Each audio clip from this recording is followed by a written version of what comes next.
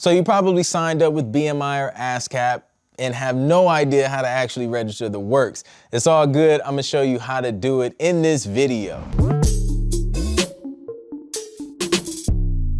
What's up, people? This is Clint on behalf of Airbit.com, and today I'm gonna walk you through how to register a work with your performance rights organization. So that may be BMI, ASCAP, CSAC, SOCAN, wherever you are in the world. Usually there's some type of performance rights organization that you have to sign up with in order for them to collect performance royalties on your behalf. So I'm gonna walk you through how to actually register a work as if you were a producer or a songwriter, registering some music so that that can happen for you. So let's dig into it. Okay, so this is how you register a work on BMI. This can be an instrumental beat or it can be a full song with lyrics as well. So once you log into your BMI account, you'll see your dashboard here. So you just want to go to works registration.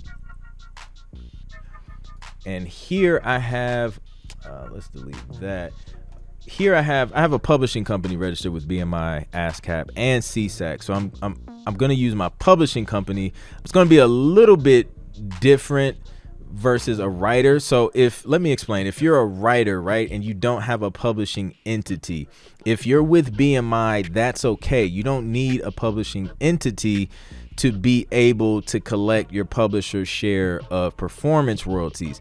BMI will actually pay out both the composer and publisher share of royalties directly to the composer if you don't have a publishing entity. So you could just register a work and we'll go through without a publishing company, even though on this tutorial you will see me, because I have to affiliate a BMI writer with my BMI publishing account to go through the registration. But if you don't have that, it's okay. You can continue with the registration without adding a publisher, and you would just be considered, just self-administered. And then that way BMI will pretty much double what you would get on your writer share. You would also get on the publisher share. So if you get 100% writer share, then you'll get another 100% of the publisher share, which actually equals 200. BMI uses the 200% system. So let's go ahead and add a new work. All right, so we'll do music by Clint, since this is the account. And then here you're going to select the type of work you're registering. For whatever reason, there's only two types. There's classical music, and then there's all the other genres. So we're going to select all the other genres unless you do classical music. Click next. And then here we're going to add the work title. You kind of have to because it has a red asterisk by it. So I'm going to just name this one Dope Work. Duration, you don't have to put it. I guess it wouldn't hurt to put it. So let's just throw 3 minutes on there. Work content. So you're going to put music and lyrics if there's, say, a producer and a songwriter on this particular work, or if it's just an instrumental, you can put music only. So let's act like we have a full song and put music and lyrics. We'll do language, English, and then alternate title. You would use if you had like an alternative title to the track and it's still connected to the same song. I know when I do TV and film music, we have different versions. So there may be, say, like a narrative version. So it would be called Dope Work Narrative. So sometimes we'll add alternative titles to the work, but for this, we won't need to do that. And then we'll click next. So now it's going to ask you if this work is public domain. So if you listen to a lot of Christmas music, there's some Christmas songs that are actually public domain. And what that means is there's no copyright owner of that work, because the work is literally so old that it's past its years of being owned, of that copyright being owned by someone. So it's public domain. So you're free to use it, and you don't have to go through the hassle that you have to go through if someone actually owned that copyright. So if it is a public domain song, for example, like Jingle Bells is like a public domain Christmas song, then you select yes. If it's not and it's an original work, just select no. This one is an original work, so we'll select no. And then the same thing with samples. If you sampled someone, a song, or created a medley of songs, then you would select accordingly. This one is 100% original. So we'll go next. And then here is where you'll add your publisher. So if you're entering a new publisher name, I highly recommend you also add the IPI number associated with that publisher's name, because that is going to make it easier for them to link those accounts and verify that that's the actual publisher name. It just makes the process a little bit quicker. Even though they don't make it mandatory, I still highly recommend it. All right, so I already have, let's see, a publisher. So let's do music by Clint. And then the ownership is going to be half. So we'll do 50%.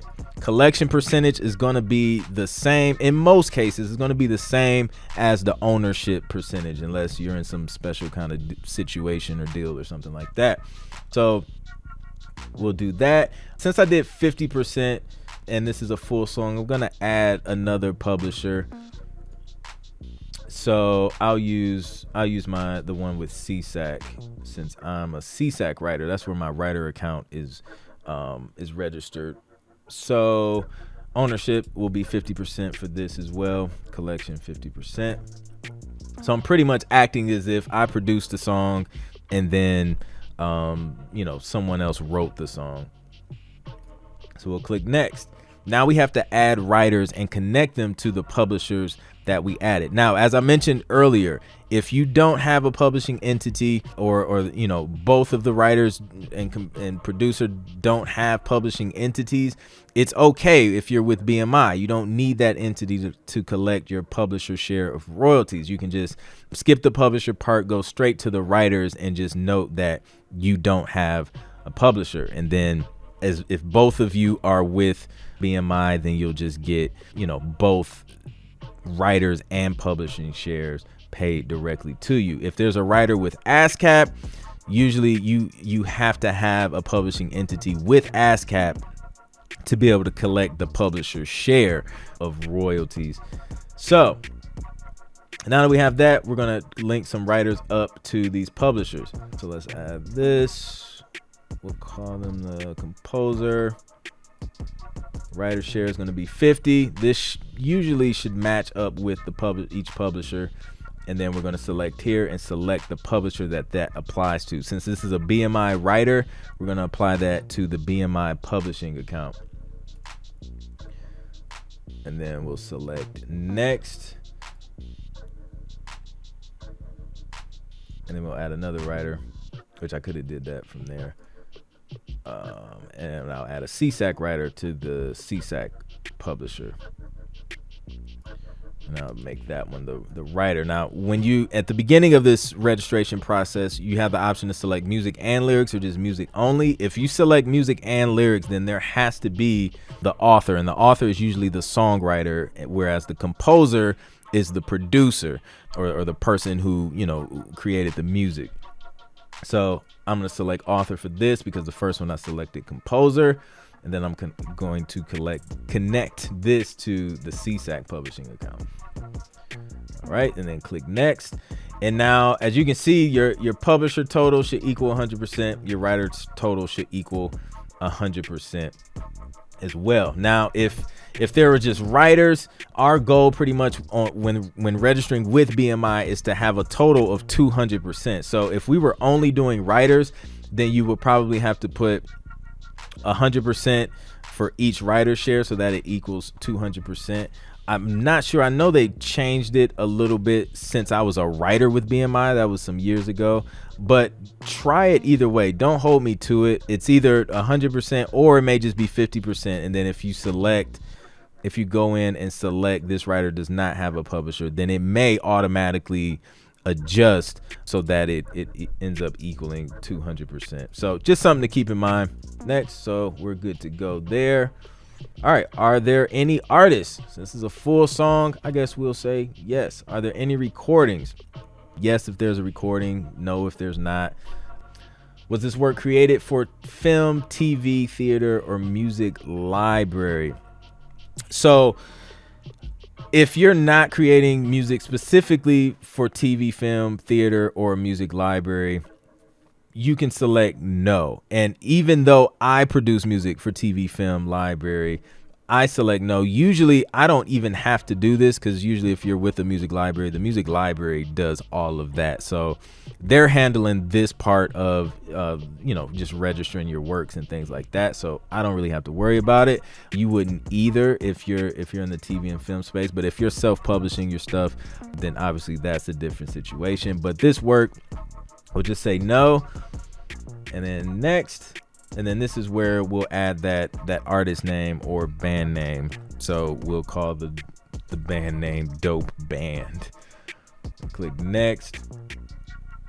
All right. And then here you have the ability to add a recording. If you didn't have a recording, it's fine. You don't have to have a recording. But again, I think it just helps if you do. And they're probably going to ask me to upload it. And then the recording title will just be the same, dope, the same as the title, the work title. You can put a release date if you want. Was this recording released by a record label? If it wasn't, say no. If it was, say yes.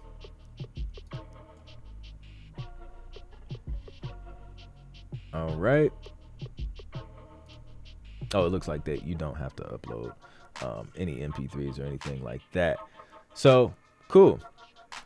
All right, so this is where you can kind of review everything before you actually submit it, making sure the publishers and the writers and everything, their information is correct. And then once everything looks good, you'll just click this box here and then click submit. I'm not going to submit this because it doesn't exist. But that is how you register works with BMI. Now, let me show you. I mentioned an IPI number for, when you're adding a publisher on your own. So let me show you how to search for that if you don't know what a particular publisher's IPI number is, or even a writer's IPI number. You want to go here, search song view, and let's do publisher, published, or it was music by Clint. Click accept. Okay, so here you can see that publishing company pop up, and then this is the IPI number. This is the number that you want to use when you're typing in that IPI number for a publisher. And you can do the same thing for a writer. I don't think my name will pop up. Oh, it does. Super dope. All right, so yeah, and then the same thing for a writer. If you're trying to find an IPI number for a writer, you can do that as well. Okay, so now we'll talk about how to register a work with ASCAP. So once you're logged into the ASCAP account, you'll click on the dashboard, or it should automatically take you to the dashboard, and then you'll just click on register a work. So here, same thing, pretty much. We'll put the title, and then you have the option to add those alternative titles as well. Not mandatory, especially if you don't actually have an alternate title. So here you're going to put your writers and publisher information. So again, this is one of my publishing accounts with ASCAP. Since I'm not an ASCAP writer, then I have to use one of the writers that actually has an ASCAP account. All right. Check this box if this writer has authorized you to submit this registration information for them. Absolutely. And then you're going to put the role. So we have a lot of different options here. Usually if you're registering a new work, you're either going to be the composer, you're going to be the author, you're going to be a combination of both. Shout out to you if you do both.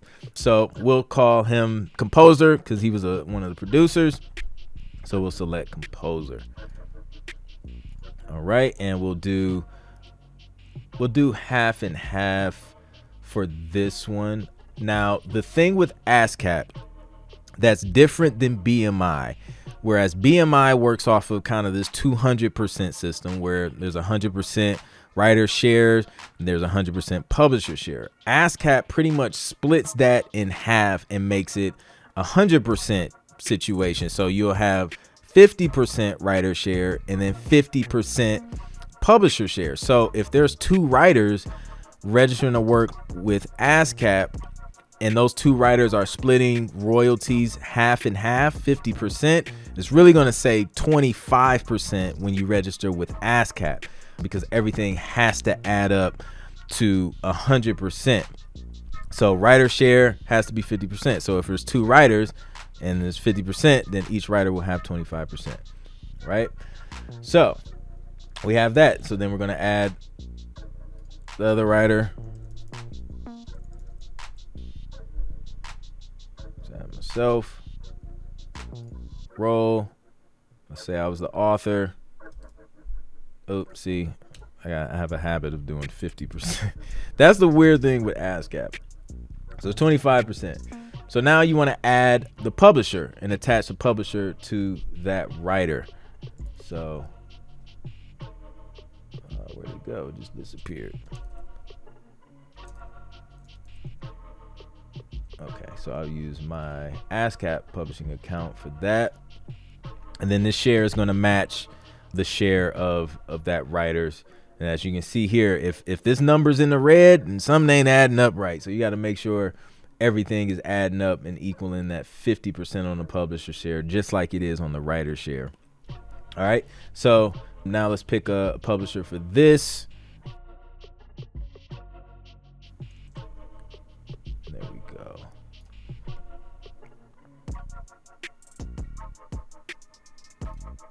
Yep. 25. Okay. And that's pretty much it. So make sure everything's adding up. If it's good, it will be green. If it's bad, it will be red. And then we want to go ahead and apply.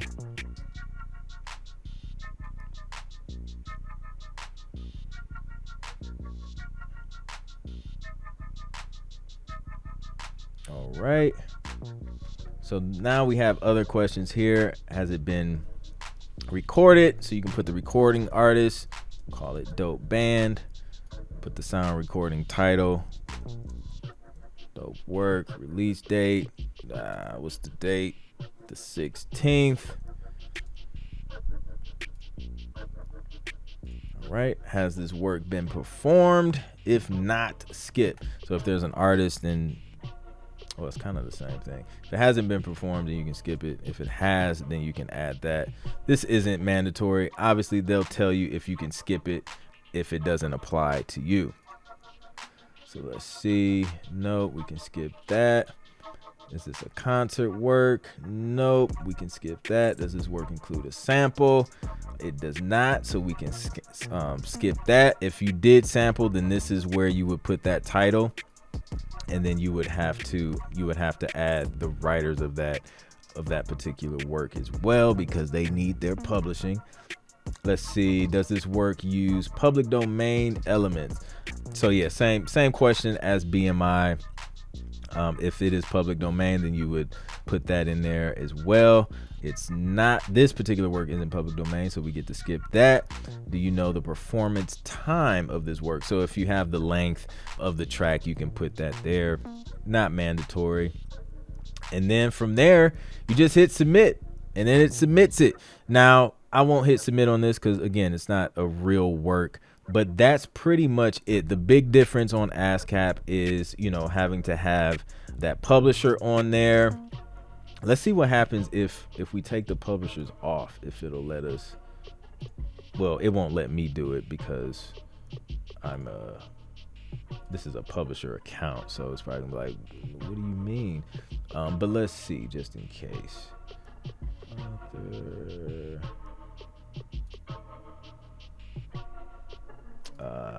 Hope it doesn't submit it. Okay, so yeah, it won't.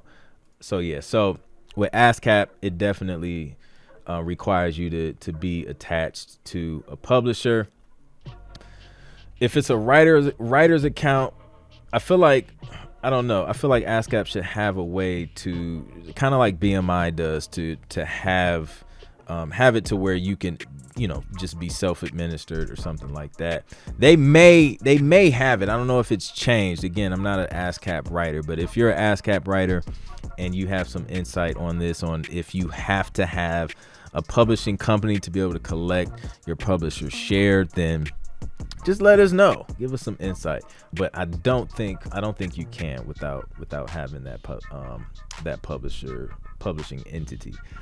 So that is how you register a work with ASCAP, so you can collect your performance royalties.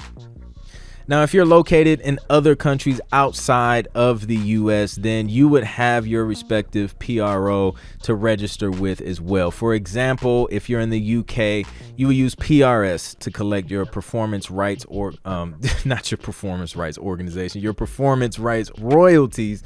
That's what you would sign up with. That's who you would sign up with to collect that. And then you also have MCPS, which is connected with PRS. You kind of get both in one. What MCPS does is they collect your mechanical royalties, whereas PRS specifically collects the performance royalties. So something to keep in mind when you're registering with PRS. You kind of have that collection of the mechanicals as well, which is pretty cool. You also have PPL in the UK, and they collect those broadcast performance royalties as well. So you can check them out, figure out which one you need to register with so that you can collect those royalties. If you're in Germany, we have, I guess it's pronounced GEMA or GMA. This is the performance rights organization you would register with if you're in Germany. And then if you're in Canada, you register with SOCAN. And they all kind of do the same thing. They're just in different locations.